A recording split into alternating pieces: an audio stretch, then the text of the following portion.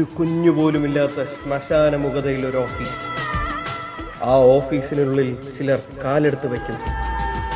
സന്തോഷകരമായ ഒരു ജീവിതം പ്രതീക്ഷിച്ച് അങ്ങോട്ടേക്ക് കടന്നു വന്നവരെ കാത്തിരുന്നത് വിധിയുടെ വിളയാട്ടം.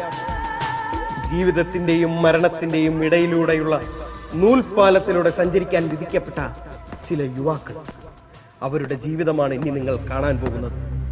ഇനിയുള്ള നാളുകൾ എണ്ണപ്പെട്ടതാണ്. ചോര ചിന്തുന്ന ഭയാനകമായ കഥകൾ അറിയാൻ ഇനിയുള്ള യാത്രയിൽ നിങ്ങളെയും ഞങ്ങൾ ക്ഷണിക്കുന്നു. എന്താടാ എടാ നിന്നോട് ആരുടെ ഇപ്പൊ ഫ്രെയിമിലോട്ട് കയറി വരാൻ പറഞ്ഞേ? അയ്യോ സോറി. ഓ സാർ ഇവിടെ ഷൂട്ടിങ്ങിലായിരിക്കും അല്ലേ? ഞാൻ കാരണം മുടങ്ങിയോ? ഇല്ല, അയ്യോ എടാ, ഒരു ബിൽഡപ്പ് ഇട്ട് മനുഷ്യൻ ഈ ഇൻട്രോ ഒക്കെ എടുക്കുന്നതിന് കുറച്ച് ബുദ്ധിമുട്ടുണ്ട്. മാത്രമല്ല ഞാൻ ഒരു ടൂർ വീഡിയോ എടുത്ത് സോഷ്യൽ മീഡിയയിൽ എങ്ങനെയെങ്കിലും ഒക്കെ ഇട്ട് 4 പേരെ കാണിച്ച് ഒരു ഷോ കാണിക്കാന്ന് വിചാരിച്ചാൽ സമ്മതിക്കരുത്. അയ്യ അതിനൊരു സോഷ്യൽ മീഡിയയിലായിരിക്കും. ഒരു പണിയും ചെയ്യാണ്ടിരിക്കാൻ വേണ്ടിയിട്ട് ഒരു അടവല്ല ഇത്.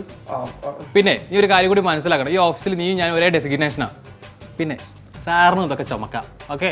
എന്ത് ചുമടെടുക്കാനും? ഒരിക്കലും ഇല്ല. അളിയും നീ ഒന്ന് ആലോചിച്ച് നോക്കി, ഇവിടെ അത്യാവശ്യത്തിന് ആരെങ്കിലും കോൾ ചെയ്ത് ആരെ അറ്റൻഡ് ചെയ്യും? അതിനിപ്പോ ഇവിടെ ആരോ കോൾ ചെയ്യാൻ? എടാ പോസിറ്റീവായിട്ട് തിങ്ക് ചെയ്യടാ. ആരെങ്കിലും ഒക്കെ വിളിക്കുമായിരിക്കും. ആര് വിളിക്കാൻ?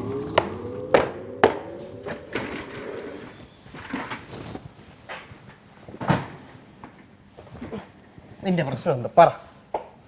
എൻ്റെ പൊന്നളിയ, ഒന്നാമത്തെ കിളി പറഞ്ഞു നിൽക്കുക. എനിക്കറിയോ ബോളിവുഡിൽ അറിയപ്പെടുന്നൊരു സംവിധായകനാകണമെന്ന് വിചാരിച്ചിട്ട് ഞാൻ മുംബൈയിലേക്ക് വന്നത്. വീട്ടിലൊക്കെ തള്ളി മറച്ച് മുംബൈയിൽ ജോലിക്ക് വന്നപ്പോഴോ അവിടെ നിന്ന് എല്ലാവരും കൂടി കുറ്റിയും പറിച്ച് കേരളത്തിലേക്ക് വരുന്നത്. എന്ത് ചെയ്യാനാ? എടാ ബോളിവുഡ് സിനിമ കയറുന്ന സ്വപ്നം പോട്ടേന്ന് വെക്കുക. എടാ മുംബൈയിൽ എനിക്കൊരു ബോളിവുഡ് സിനിമ പോലും കാണാൻ പറ്റിയില്ലടാ. എടാ ഇതിപ്പോ HR പണി എന്നിട്ടല്ലേ നമ്മൾക്ക് ഇങ്ങോട്ട് വരേണ്ടി വന്നേ. നമുക്കൊരു കാര്യം ചെയ്യാം. ഇപ്പൊ എന്തായാലും നമ്മൾ 3 പേരല്ലേ ഉള്ളൂ. ഇവിടുത്തെ കാര്യങ്ങളൊക്കെ ഒന്ന് സെറ്റ് ആയതിനു ശേഷം നിന്നെ ബോംബെയിലോട്ട് പറഞ്ഞു വിടുന്ന കാര്യം നമ്മളെ പോരെ. അല്ല അത് പറഞ്ഞപ്പോഴാ മൂന്നാമത് ഒരുത്തണ്ടല്ലോ, അത് അവനടെ അവൻ്റെ ഇനി അതും കൂടെ എൻ്റെ അടുത്ത് ചോദിക്കും. എടാ വാ നമുക്ക് നോക്കാം, വാ. நீ எதுக்கு இப்படியெல்லாம் பேசுகிற? வேலைக்காரியாக இருந்தாலும் நீயே மோகவல்லின்னு எத்தனை தடவை நான் சொல்லியிருக்கேன். கண்டிப்பாக நான் மும்பைக்கு திரும்பி வரும். அதுக்கப்புறம் தான் நம்ம கல்யாணம். ஓகேவா? நீ தைரியமாக இரு சம்பவம். ஆமாம், எனக்கு கொஞ்சம் வேலை இருக்குது. நான் அப்புறம் கூப்பிடுறேன். ஓகே செல்லம், பாய். നോക്കിയിരുന്നു, ഇപ്പോൾ വിളിക്കാം. ആഹാ, 2 ഇവിടെ ഇരിപ്പുണ്ടായിരുന്നല്ലേ? എടാ മുംബൈ നിന്ന് എത്തിയിട്ട് കുറെ കാലമായില്ലേ, ഇനിയെങ്കിലും ആ തമിഴത്തി കൊച്ചിന് നീ സമാധാനം കൊടുത്തുകൂടെ? എടാ അതിന് ഞാനല്ല സമാധാനം കൊടുക്കാത്തത്, അവൾ എനിക്കല്ല സമാധാനം തരാത്തത്. ഇതിപ്പോൾ അവളുടെ അനിയത്തിൻ്റെ നമ്പറിനാണ് വിളിച്ചു പോയത്, അതാണ് ഞാൻ എടുത്തത്. അപ്പോൾ അതിനിടയ്ക്ക് നീ എൻ്റെ അനിയത്തിയെ മുളച്ച അതിനൊരു ബാക്കപ്പിന് വേണ്ടിയിട്ട്. കഷ്ടം. പുതുവർഷമായിട്ട് നല്ല രീതിയിൽ ജോലി ചെയ്ത് തുടങ്ങാമെന്ന് വിചാരിച്ചത്. ഇവന്മാരെ കൂടെയൊക്കെയാണല്ലോ ഈശ്വര ഞാൻ ജോലി ചെയ്യേണ്ടി വന്നത്. മാന്യ നമ്മുടെ ഓഫീസിലെ പഞ്ചാബുകാരി ഗുർമിത്ത് വിളിച്ചിരുന്നു. എന്നെ ചോദിച്ചിട്ടുണ്ടാവല്ലോ അല്ലേ? അന്നേ എനിക്ക് അറിയരുത്. ഞാൻ നാട്ടിൽ പോവാന്ന് പറഞ്ഞപ്പോഴേ അവള് മുഖത്ത് വിഷമം ഉണ്ടായിരുന്നല്ലേ? അവള് വിളിച്ച അതിനല്ല, അവളുടെ അമ്മയ്ക്ക് ഫേസ്ബുക്കിൽ മെസ്സേജ് അയക്കരുതെന്ന് പറയാനാ. അവളുടെ അച്ഛനാണ് പോലും ഫേസ്ബുക്ക് ഹാൻഡിൽ ചെയ്യുന്നത്. തൽക്കാലം പഞ്ചാബ് യൂസ് പാർട്ട് 2 കൊച്ചിയിൽ ഉണ്ടാക്കാൻ താല്പര്യം ഇല്ലെങ്കിൽ കൈയോടെ വെച്ച് വിട്ടായിരിക്കും. കുറച്ച് പഞ്ചാബി ചോദിച്ചു പഠിക്കാന്നൊക്കെ വിചാരിച്ചു. എന്നിട്ടാണ് ഇവനൊക്കെ എന്നെ ഉപദേശിക്കാൻ ഉറപ്പായി. രണ്ടും കൂടെ പാനിന്റെ ലെവൽ അടി വാങ്ങിച്ചാലായിരുന്നു പെണ്ണുപിടിയന്മാരി. കുഴപ്പമില്ല, ബാങ്കോക്കിലൊരു കുട്ടീനെ ഞാൻ നോക്കുന്നുണ്ട്. പാൻ ഇന്ത്യ മാറ്റി ഇപ്പോൾ പാൻ വേൾഡ് ആക്കാം. നീയൊക്കെ എന്തോ ചെയ്യും, എനിക്ക് അതൊന്നും പറയേണ്ട കാര്യമില്ല. അതെ, ഇവിടെ കുറച്ച് ബാക്കി പരിപാടികളുണ്ട്, അത് ചെയ്ത് കയറാൻ 2 കൂടെ വന്നാലേ പറ്റുള്ളൂ. വരുമോ? എനിക്കൊരു കോൾ കൂടി ഉണ്ട്. കോൾ ഉണ്ടല്ലേ? ആ ഫോൺ ചേർത്ത് പിടിച്ചാൽ നീ കോൾ ചെയ്യൂ? ഇല്ലല്ലോ. No problem.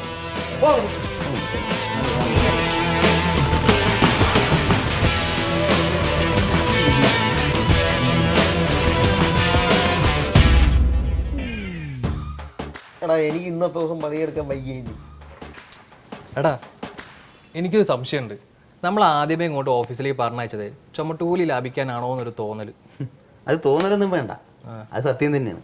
നമ്മുടെ മുതലാളി ഉണ്ടല്ലോ ആ മഹാൻ, അങ്ങേര് പാവങ്ങളെ പിഴിണിൽ PhD എടുത്താടാ. എന്ത് ചെയ്യാനാ? പണ്ട് ബോംബെയിലെ ഓഫീസിൽ എന്തൊരു സുഖമായിരുന്നു. ഇരിക്കുന്നിടത്ത് ചായ വേണം, ഹോർലിക്സ് വേണം. പുതിയ ശരിയാടാ, എത്ര നല്ല കുട്ടികളായിരുന്നു അല്ലേ? വിവിധ സ്റ്റേറ്റ്, വിവിധ ഏജ് കാറ്റഗറി. ഇനിയിപ്പോ നമ്മള് 3 പേരും കൂടെ ഇങ്ങനെ വട്ടത്തിരുന്ന് നോക്കിയിരുന്നാ മതി. അതെ. അല്ലടാ, നമ്മളിവിടെ ഒരു സ്ത്രീ സാമീപ്യം ഇല്ലാണ്ട് ഇങ്ങനെ ഇരുന്ന് കഴിഞ്ഞ് നരകിച്ചേ നമ്മൾ വല്ല ഹോമോസാപ്പിയൻസ് ആയി പോവാന്ന് എൻ്റെ പേടി. ഹോമോസാപ്പിയന് ആ സ്വർഗാനിക്കറിയോ? ഡേയ് ഏയ് പോടാ, അത് ഹോമോസെക്സ്വൽ. ഹോമോസാപ്പിയൻ എന്ന് പറഞ്ഞ മനുഷ്യന്മാരെന്നാണ് അർത്ഥം. ആ മനുഷ്യന്മാരാണല്ലോ.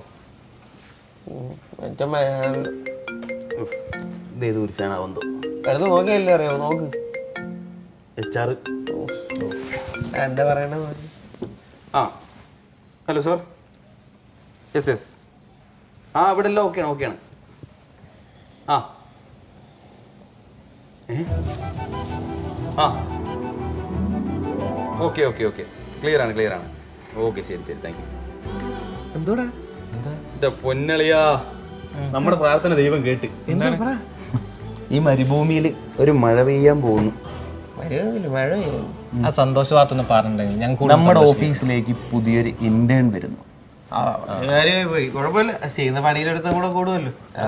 ഒരുത്തനല്ല, പിന്നെ ഒരുത്തി. പെണ്ണോ? ആടാ പെണ്ണ്, മീരാ വാസുദേവ്.